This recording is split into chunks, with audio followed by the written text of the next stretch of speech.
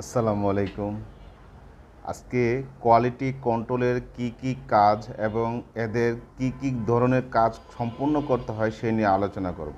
অনেকের ধারণা কোয়ালিটি বা কিউসি যে সে শুধু গার্মেন্টসের বিভিন্ন ধরনের ডিফেক্টগুলো সে আইডেন্টিফিকেশন করে বা রিপোর্ট তৈরি করে। আসলে সে যে আরও অন্যান্য কাজ রয়েছে।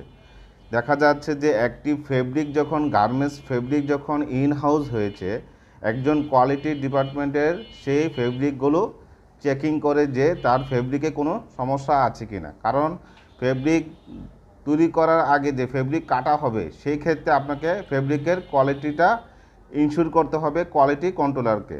এছাড়াও ফেব্রিক যখন কাটা হবে, ফেব্রিকের কি প্যাটার্নে কোনো সমস্যা আছে কি না, বা কোনো পার্টের মিস্টেক আছে কি না, বা কি সমস্যা আছে ফেব্রিক কাটিংয়ের সময়, সেগুলো আইডেন্টিফিকেশন করার জন্য কোয়ালিটি কন্ট্রোলারের কাজ থাকে।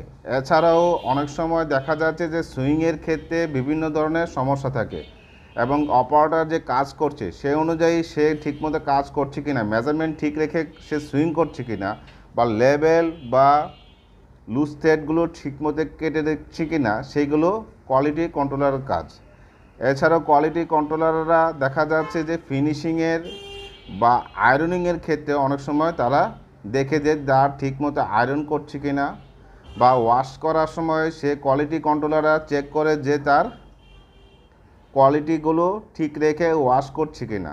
এছাড়াও ফিনিশিংয়ের যে সমস্যাগুলো থাকে, লেভেল মিস্টেক, হ্যান্ডটেক মিস্টেক বা বিভিন্ন ট্যাগ মিস্টেক, এগুলো তারা ঠিকমতো অ্যাডজাস্ট করছে কিনা। অনেক সময় দেখা যায় যে বাটন হোল্ড করার সময় অনেক সময় গার্মেন্টসের ডিফেক্ট দেখা যায় এবং সেইগুলো কন্ট্রোল করে কোয়ালিটি কন্ট্রোলাররা আরও জিনিস সেটা করে, সেটা হলো ইন্সপেকশনের সময় তাদেরকে প্রত্যেকটি গার্মেন্টস যে মেজারমেন্ট ছিল সেই মেজারমেন্ট অনুসারে হয়েছে কিনা সেগুলো চেক করে। তাই কোয়ালিটি কন্ট্রোলাররা আসলে গার্মেন্টসের প্রথম থেকে শুরু করে ফেব্রিক যখন ইন হাউস হয়েছে এবং শিপমেন্ট পর্যন্ত প্রত্যেকটি ক্ষেত্রে তাদেরকে কাজের কন্ট্রোল রেখে কাজ করতে হয়। অনেকে আমাদেরকে ধারণা যে শুধু তারা গার্মেন্টসের হওয়ার পর গার্মেন্টস চেক করে, আসলে তা নয়। প্রথম থেকে লাস্ট পর্যন্ত কোয়ালিটি কন্ট্রোলারের কাজ থাকে। ধন্যবাদ সবাইকে।